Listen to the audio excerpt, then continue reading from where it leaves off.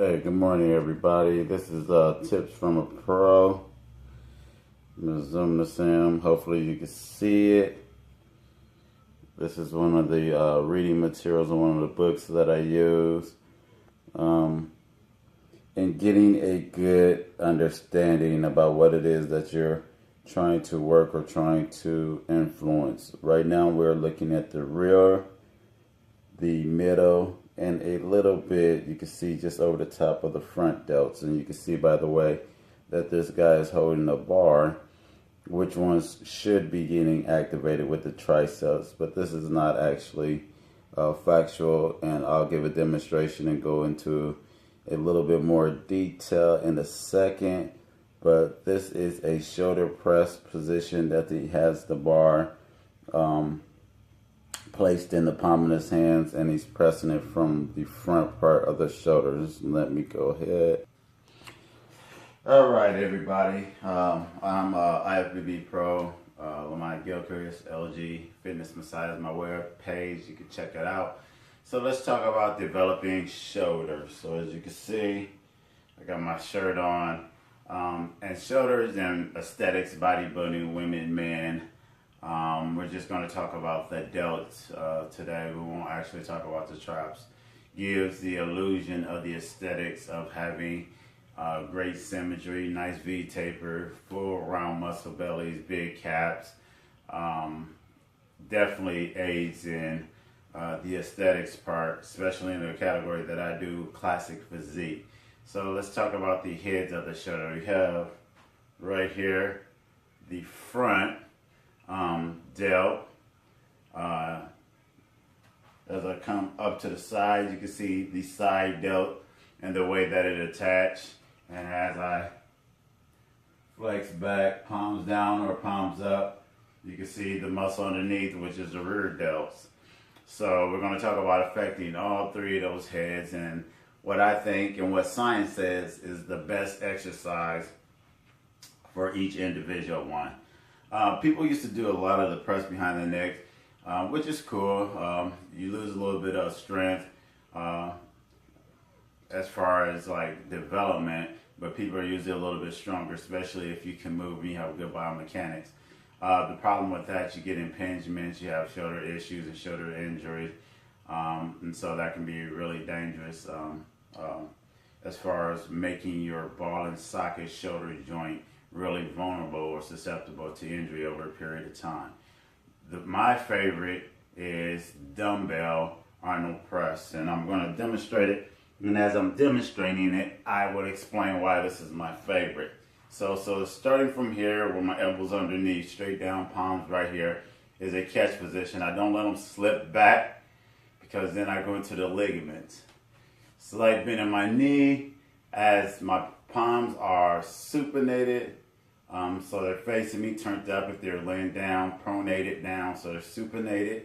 And then I pronate them as I get to the top and push them in together to extend.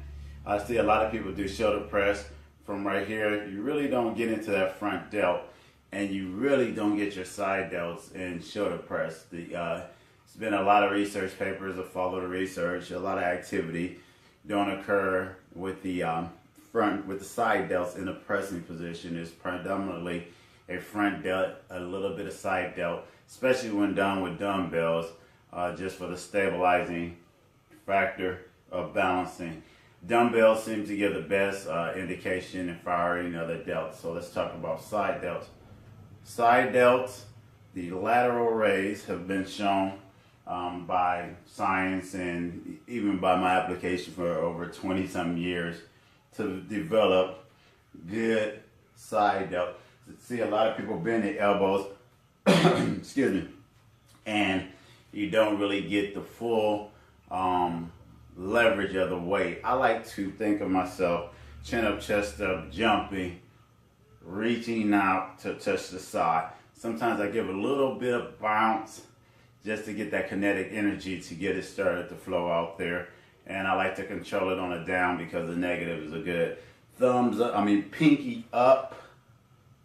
There's a good position to actually get into the side delts a little bit more efficiently and help it. But you can get some impingement problems when you do pinky up.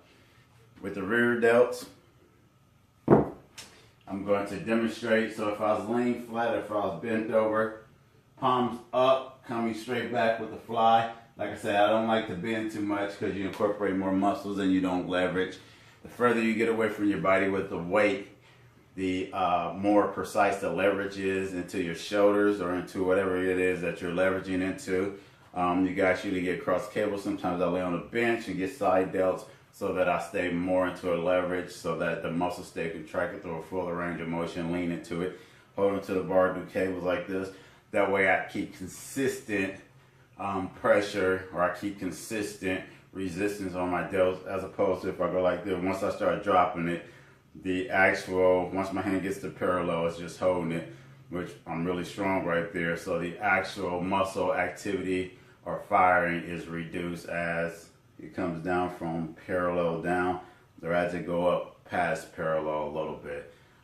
Same thing with the rear delts. I either you like to do palms flat, slide through, feel like my shoulder blades are pinching together, out wide to get into the rear delts, or palms up to get into the rear delts. Rear delts are pretty tricky because you have the rhomboids, you have the teres major minor, traps, and other things that will get involved in that, and usually most people's rear delts are underdeveloped. For more information on shoulder development, a comprehensive way to train your shoulders, a comprehensive way, rep range, biomechanics style, heavy exercises, change up, periodization workout split, you can contact me on my website, www.L.G.Fitness-Messiah.com. Have a great day.